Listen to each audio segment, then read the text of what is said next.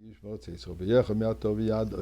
dear friends, let's give some tzedakah, let's do it together. Hakel, unity, Bocheno Vinu Kolonu Ke'echo, the greatest blessing is when we are at one, we are one, we do things as one. Good things that we do together is obviously bringing the ultimate blessing.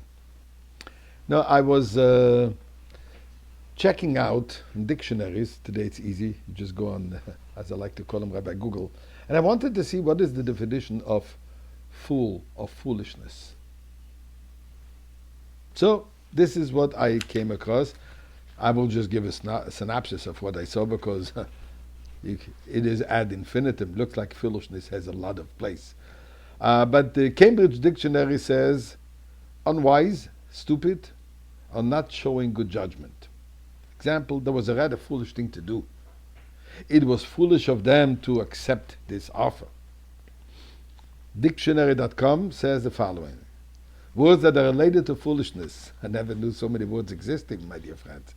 Absurdity, bunk, craziness, folly, indiscretion, insanity, irrationality, irresponsibility, lewdness, silliness, stupidity, absurdness, claptrap. Maybe you know what it means. I guess it's related to foolishness. Foolery, impracticality, imprudence, insensibility, mistake. Anyway, you get the drift of where I'm going. Now the question is, why would any intelligent person act foolishly? Now, all the foolish acts done only by fools? No. Let me give you a few examples. Diabetic will taste something that he or she is not supposed to eat. An overweight person will eat just one more item which contains 1,000,000 calories.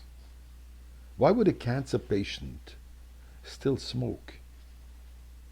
Why would a drunken person risk his and other people's lives and drive? I can go on and on and on and on.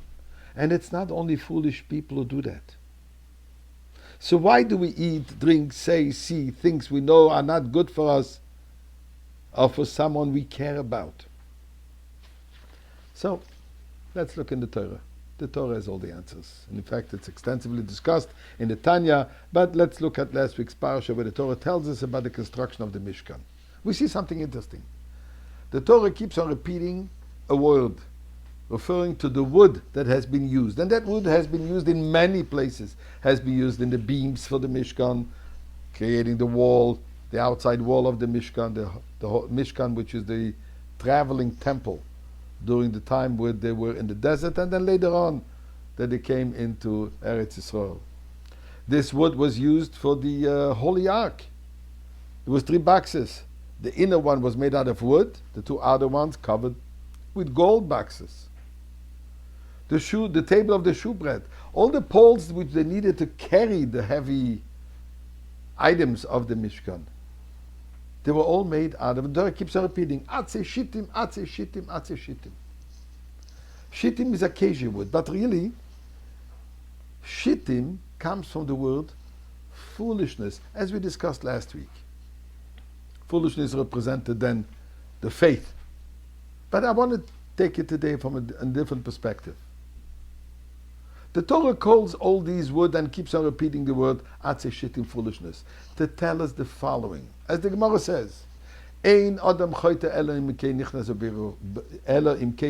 beruach shtus. A person will not commit a sin unless he had a momentary lapse of judgment and thought foolishly. This is something that we can all have. Says the Torah, in building the Mishkan, the holy temple for God.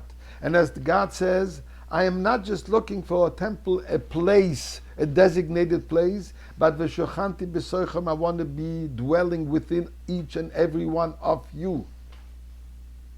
You become my holy temple. Says the Torah, the way to assure that we become the holy temple, and this is in the journey towards going to the promised land. You should be aware, yes, there can be foolishness. There can be moments of lapse of judgment. There can be moments of acts that we will do in a foolish manner. But remember, we must cover them with gold. Not, in other words, to cover them and to push them under the carpet, but to transform them. Foolish means what? Acting below intelligence. So there's also Shtus de Kedusha, acting above rational. Total commitment.